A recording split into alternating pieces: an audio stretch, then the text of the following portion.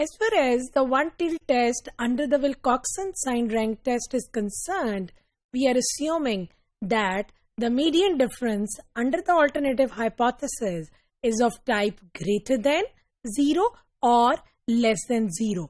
And in order to test that, we would have to learn that what would be the procedure we need to follow. And for the Wilcoxon Signed Rank Test, that is directional in nature, and how to calculate the test statistic for a particular Wilcoxon Signed Rank Test.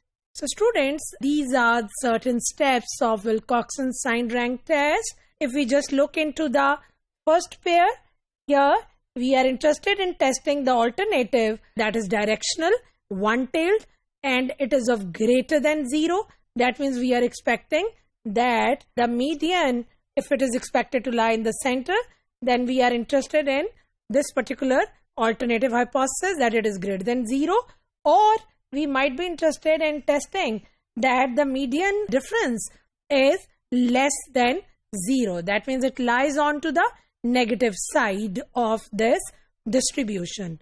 The next step is the level of significance. It is alpha. Step number 3 is to decide upon the test statistic. Now students, the first thing you need to do is, once you have given with the data and you are assuming that it is in form of pairs, so आपको students दो तरह से data variable form में given है. We are assuming this is the data, the xi yi observations are for first pair, then we have the second pair, and we have the joint observations for xi yi under the second pair. So data is being given in form of the pairs. The first thing you need to do is to calculate the difference between yi and xi. Then the next step is to rank the absolute differences. That means di modulus को आप rank करेंगे. किस तरह से rank करेंगे? From smallest to the largest observations.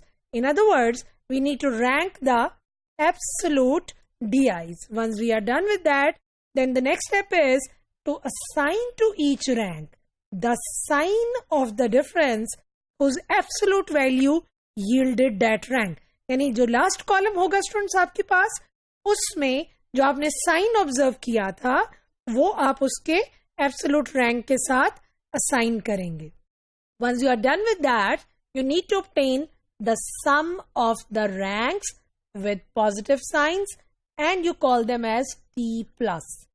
इसी तरह से students आप sum of the ranks निकालेंगे with negative signs and you call them as T-. Alternative hypothesis will decide whether to take T+ or T- as test statistic.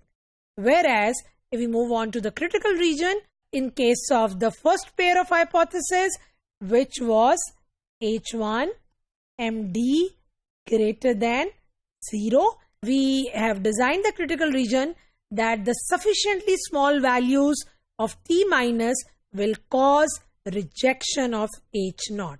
So we need to reject H0 at alpha level of significance if T- is less than or equal to T tabulated.